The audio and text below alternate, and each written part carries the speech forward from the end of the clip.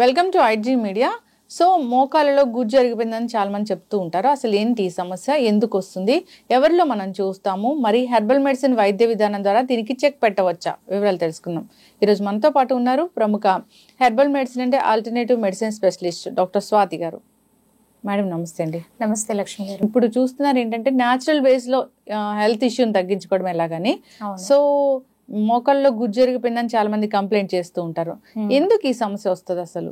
Okay, ఇప్పుడు మోకాళ్ళ నొప్పులు అనగానే ఫస్ట్ మనం గమనించుకోవాల్సింది ఏంటంటే పేషెంట్స్ మనకు చెప్తారు, ఎవరైతే దీని నుంచి సఫర్ అవుతూ ఉంటారో మోకాళ్ళు నడుస్తున్నప్పుడు బాగా నొప్పిగా ఉంది, స్వెల్ అవుతూ ఉంటాయి మోకాళ్ళ చుట్టూరు, అలాగే వాళ్ళకి మెట్లెక్కి దిగాలన్నా కష్టంగా ఉంటుంది. ఫిజికల్ మూమెంట్ అనేది చాలా దెబ్బతింటుంది. దీనికి మెయిన్ కారణం ఏంటంటే ఏదైతే మోకాళ్ళ ఒక స్ట్రక్చర్లో మధ్యలో మనకి ఏదైతే గుజ్జులాగా పనిచేస్తుందో లిక్విడ్, అది డ్రై అవుతూ వస్తుంది. దీనికి చాలా కారణాలు ఉంటాయి. ఎందుకు డ్రై అవుతుంది అనేది తెలుసుకుని దాని జాగ్రత్తలు తీసుకోవాలి. ఇప్పుడు చిన్న వయసు 20 ఏళ్ళు అనుకోండి, 30 ఏళ్ళు 40 ఏళ్ళు వచ్చేటప్పుడు ఇవన్నీ స్టార్ట్ అవుతూ ఉంటాయి. ఎప్పుడైతే మీకు కొంచెం పెయిన్గా అనిపిస్తుందో, మొబిలిటీలో కష్టంగా ఉంటుందో అప్పుడే మనం జాగ్రత్త తీసుకోవాలి. సో దీనివల్ల ఏమవుతుందంటే ఇది ఒకటే కారణం కాదు, అదర్ హెల్త్ ఇష్యూస్ ఉన్న వాళ్ళకి కూడా ఇటువంటి ప్రాబ్లమ్స్ వస్తాయి. ఆస్టియో ఆర్థరైటిస్ అని దాంట్లో కూడా మనకి ఈ సైనోవియల్ ఫ్లూయిడ్ అని ఉంటుంది, అది చాలా ఇంపార్టెంట్ అనమాట. అది ఎప్పుడైతే తగ్గుముఖం పడుతుందో అప్పుడు ఇలాంటి ప్రాబ్లమ్స్ అన్ని స్టార్ట్ అయిపోతూ ఉంటాయి. బేసిక్గా ఇక్కడ మనకి ఇంకొకటి ఏంటంటే మోకాళ్ళ నొప్పులు వచ్చినప్పుడు ఓన్లీ మోకాళ్ళ నొప్పులు ఒకటే కాదు ప్రాబ్లం, దాంతోపాటు ఏం కాంప్లికేషన్స్ పెరుగుతాయో అనేది బెంగ ఉంటుంది. అన్నిటికన్నా ముఖ్యం బాడీ వెయిట్. బాడీ వెయిట్ని పెరగకుండా కాపాడుకోవడానికి పాపం ఫుడ్ కూడా తగ్గించుకుంటూ వచ్చేస్తుంది.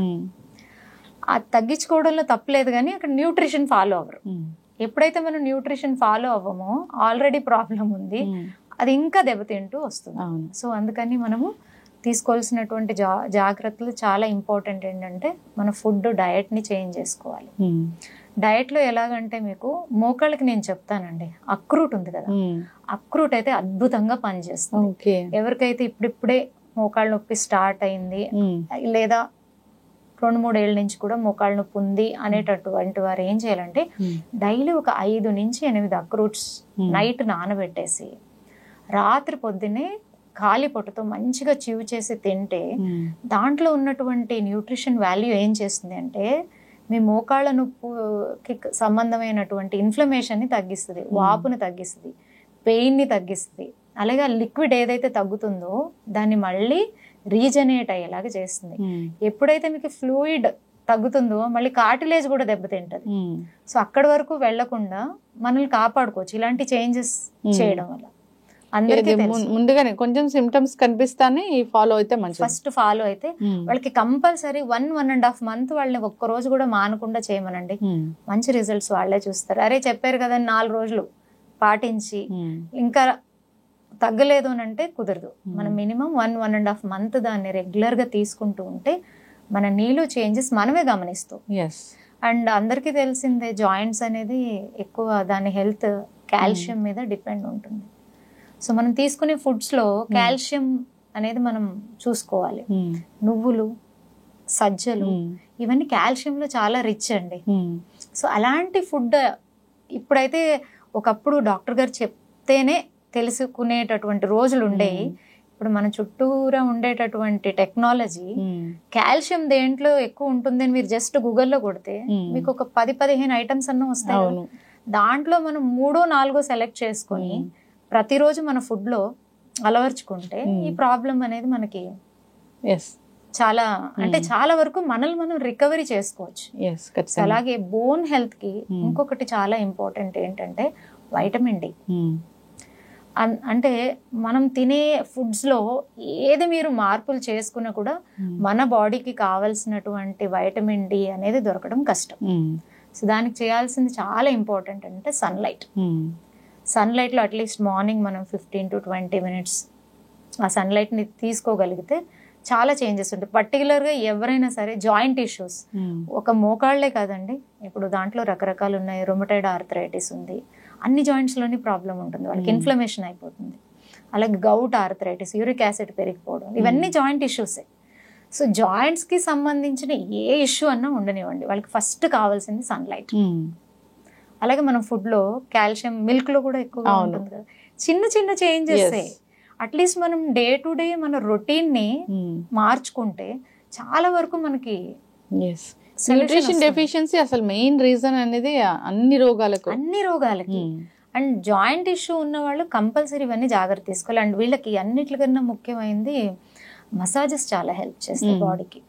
శరీరంలో మనకి ఏంటంటే వాతం అనేది ఎక్కువగా ఉన్నప్పుడు ఈ జాయింట్ ప్రాబ్లమ్స్ అన్నీ వచ్చేస్తూ ఉంటాయి. ఏమి లేదు, మనకు మనమే టైం దొరికినప్పుడు నువ్వుల నూనె, ఆవ నూనె అలాంటివి తీసుకొని మంచిగా మన చేతుల్ని మన కాళ్ళని మసాజ్ చేసుకుంటూ ఉంటే సర్క్యులేషన్ బాగా అవుతుంది. ఇప్పుడు మొత్తం శరీరం అంతా మనం మసాజ్ తీసుకోవడానికి టైం ఉండదండి. ఓన్లీ పాదాన్ని తీసుకోవచ్చు. ఒక పాదం మసాజ్ చేయడం వల్ల మీ శరీరం మొత్తం ఆటోమేటిక్గా ఆ మసాజ్ ఒక ఎఫెక్ట్ శరీరం మొత్తం ఉంటుంది అనమాట. సో ఇది వారంలో ఒక్కరోజు చేసుకోవచ్చు కదా. సో ఇలాంటివి చేయాలి. And physical movement, physical activities అనేది చాలా చాలా ఇంపార్టెంట్. దాంట్లో మీకు చాలా మంది జాయింట్ ఇష్యూ ఉన్న వాళ్ళల్లో మనం గమనించేది ఏంటంటే వాళ్ళు ఎక్కువ ఎఫర్ట్ పెట్టి ఏమీ చేయలేరు, ఎక్కువ బరువులు ఎత్తలేరు, ఇవన్నీ చేయలేరు. నేను నడవలేనమ్మా, నేను ఎలా చేయగలను అని అడిగే వాళ్ళు కూడా ఉంటారు. వాళ్ళు కూర్చున్న చోటే చిన్న చిన్న సూక్ష్మ వ్యాయామాలు చేసుకోవచ్చు. సో అలాగే మీకు ఒమేగా రిలేటెడ్ ఫుడ్స్ ఏమైతే ఉంటాయో వాటిని ఎక్కువగా తీసుకోవడం, ఇలాంటివన్నీ చేయడం వల్ల మీకు చాలా వరకు జాయింట్ ఇష్యూస్ నుంచి బయటపడే అవకాశం ఉంది. మీకు ఒక మంచి హోమ్ రెమెడీ చెప్తానండి, చాలా అద్భుతంగా పనిచేస్తుంది. ఇది అందరి ఇంటి దగ్గర ఉండేటటువంటి చెట్టు, పారిజాతం చెట్టు. ఆ పువ్వులు అందరికీ తెలుసు, దాన్ని మనం చేత్తో తీసుకోకూడదు, కింద పడినప్పుడు తీసుకుని అది భగవంతుడికి సమర్పించాలి, అంత పవిత్రమైనది అని. అంటే ముందే వాళ్ళు అనలైజ్ చేశారు దాని ఒక మెడిసినల్ వాల్యూస్. అందుకే దాన్ని పిక్ చేయకూడదు. ఎందుకంటే అది మనం పిక్ చేసినప్పుడు ఏమవుతుందండి, మనల్ని ఎవరైనా పిన్ చేస్తే ఏమవుతుంది, పెయిన్ వస్తుంది. అది పెయిన్ నే తీసేటటువంటి ప్లాంట్ కాబట్టి దాన్ని మనము పిక్ చేయకూడదనే ఉద్దేశంతో గురువులు పెట్టినట్టు ఉన్నారు. సో ఇది ఎలాగంటే ఈ ప్లాంట్ కి లీవ్స్ ఉంటాయి కదా, 8 to 10 లీవ్స్ తీసుకోవాలి. తీసుకుని దాన్ని కొంచెం మంచిగా స్మాష్ చేసేసి దానికి ఒక గ్లాస్ ఆఫ్ వాటర్ యాడ్ చేసి దాన్ని మంచిగా బాయిల్ చేయాలి. బాయిల్ చేసేటప్పుడు కొంచెం జింజర్ ని యాడ్ చేయడం వల్ల దాని ఒక మెడిసినల్ వాల్యూ ఇంకా పెరుగుతుంది. దాన్ని మనం ఫిల్టర్ చేసుకొని టీ లాగా తాగాలి. నేను చాలా మంది పేషెంట్స్ కి ఇది రికమెండ్ చేశాను, అద్భుతమైన రిజల్ట్స్ అండి. ఎవరైతే ఇవన్నీ తీసుకుంటూ ఉంటారో వాళ్ళలో బ్యాక్ పెయిన్ రిలీవ్ అవుతుంది, సయాటిక్ పెయిన్ అని ఉంటుంది, మొత్తం నడుము నుంచి కాలు కింద భాగం వరకు లాగుతూ ఉంటుంది, నడవడానికి కష్టపడుతూ ఉంటారు వాళ్ళకి. ఈ నీ పెయిన్ లో ఇది ఎంత అద్భుతంగా పనిచేస్తుంది అంటే ఇది ఆ గుజ్జుని కరగనివ్వదు, ఆ కరిగినటువంటి గుజ్జు బాగా తయారవుతుంది, కార్టిలేజ్ ని డ్యామేజ్ అవనివ్వదు, అలాగే ఆ వాపులంతా తీసేస్తుంది, పెయిన్ ని రిలీవ్ చేస్తుంది. చాలా అద్భుతమైంది. మనం ఏంటంటే ఓన్లీ జాయింట్ పెయిన్స్ ఉన్న వాళ్ళే కాకుండా వాళ్ళ పేరెంట్స్ లో జాయింట్ పెయిన్స్ ఉన్నాయి, ఆపరేషన్స్ చేయించుకుని ఇబ్బంది పడినటువంటి వాళ్ళ పేరెంట్స్ చాలా మంది ఉంటారు కదా, అలాంటి వారు కూడా కొంచెం చిన్న ఏజ్ నుంచే మనం దీన్ని ఒక హర్బల్ టీ లాగా చేసుకొని తీసుకుంటే చాలా అద్భుతమైన రిజల్ట్ ఉంటుంది. సో ఇది సింపుల్, అందరూ చేసుకోవచ్చు. సో ఇది వాడిన తర్వాత వాళ్ళే కమెంట్ చేస్తారు అనుకోండి. సో ఇలాంటి చేంజెస్ మనం తీసుకురావడం వల్ల చిన్న చిన్న ఎక్సర్సైజెస్, నీ స్ట్రెంథనింగ్ ఎక్సర్సైజెస్, డయట్ ని ప్రాపర్ గా ఫాలో అవ్వడం ద్వారా ఇటువంటి ప్రాబ్లమ్స్ లేకుండా మనం హెల్తీగా ఉండొచ్చు. ఖచ్చితంగా మ్యామ్, చాలా చక్కగా చెప్పారు. నిజంగా హెర్బల్ మెడిసిన్ అంటే ఆ మెడిసిన్ పక్కాగా పనిచేస్తుందనే ఒకటి నానుడైతే ఉంది. సో ఈ హర్బ్స్ అనేవి ఇప్పటివి కావు, పురాతన కాలం నుంచి వస్తున్నవే. సో ఇప్పుడు ప్రాచీన ఆయుర్వేద గ్రంథాల్లో వీటి గురించి చాలా చక్కగా చెప్పడం కూడా జరిగింది. ఎస్, చక్కటి ఇన్ఫర్మేషన్ అండి. నిజంగా పారిజాతం చెట్టు అంటే చాలా గొప్పది, దానికి చాలా పెద్ద చరిత్రే ఉంది. సో అదొక డివైన్ ప్లాంట్ లాగా చెప్తూ ఉంటారు.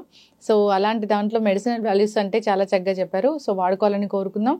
ఎవరికైనా ఇంకా ఇబ్బంది పెడుతూ ఉన్నప్పుడు ఒక హెర్బల్ మెడిసిన్ స్పెషలిస్ట్ గా మీరు వాటిని తగ్గిస్తారు కాబట్టి కాంటాక్ట్ చేయాలని కోరుకుంటున్నాం. తప్పకుండా. Yes, thank you so much. మేము హర్బ్స్ ని కూడా అంతే స్పెషల్ గా సెలెక్ట్ చేస్తాం. అవును, ఒక నీ పెయిన్ ఉన్న వాళ్ళకి ఒకే ప్రాబ్లం ఉండదండి. సో వాళ్ళకు ఉన్న అదర్ ఇష్యూస్ ని కూడా కన్సిడర్ చేసి అప్పుడు వాళ్ళకి సంబంధించిన హర్బ్స్ ని ప్రిపేర్ చేసి ట్రీట్ చేయడం జరుగుతుంది. అప్పుడు మంచి రిజల్ట్స్ ఉంటాయి. ఎస్, డిపెండ్స్ ఆన్ వాళ్ళ మెటబాలిజం, వాళ్ళకి ఎన్నో other health issues. Even diabetes ఉన్న వాళ్ళు కానీ, థైరాయిడ్ ఉన్న వాళ్ళు కానీ, వాళ్ళకి ఇంకా కొంచెం ఇష్యూ ఇది పెరుగుతుంది అనమాట. అవును. ఎస్, చక్కటి ఇన్ఫర్మేషన్ అండి. ధన్యవాదాలు. Thank you ma'am.